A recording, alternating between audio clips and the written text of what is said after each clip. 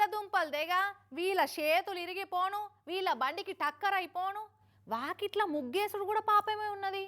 ఆడోళ్ళు పొద్దుగాలనే లేచి ఇంటి ముంగట ఊడ్చి అలుకు జల్లి ముగ్గెత్తా అంటే ఎంత ఘోరం అయిపోయా. మన వాకిట్లున్న మనకేమవుతుందని అసలే అనుకోవద్దుల్లో. ఎందుకంటారా? ఇది హనుమకొండలు ఉన్న ఎక్సైజ్ కాలనీ. ఒక ఆమె ఇంటి ముంగట ఊడిసి అలకువూత జల్లి ముగ్గేస్తున్నదట. ఇంతలోనే బండి మీద ఇద్దరు బద్మాషిగాళ్ళు వచ్చిర్రు. ఒకడు పోయిండు, కోతి కొబ్బరి చిప్ప ఎత్తుకపోయినట్టు పుట్టుక్కున మెడల పుస్తెల తాడు తెంపిండు, కథం బగ్గాయిండు.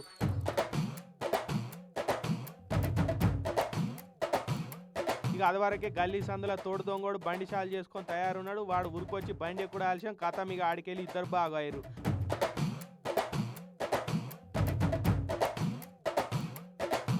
పాపం ఈ అక్క దొంగ దొంగ అని మొత్తుకుంటే దొంగని ఎంటవాట ఏం లాభం లేకుండా పోయింది.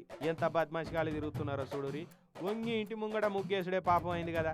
మెడలకెళ్ళి పుస్తల తాడు గుంజుకొని ఒకటే ఊరుకుడు పెడుతుర్రు అంటే తాసిడిగాలు ఏ తీరులో తెగబడుతున్నారో చూడురి.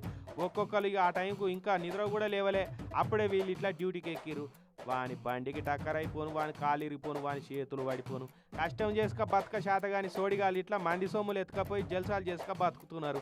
ఇసొంటోళ్ళు ఏమిటికి చెప్పురి. భూమికి బరువు అని మస్తుగా తిట్టబుద్ధి అవుతున్నది కానీ ఏం తిడతాం, తిట్టినా మారుతారు ఇసొంటి తాసిడిగాలు.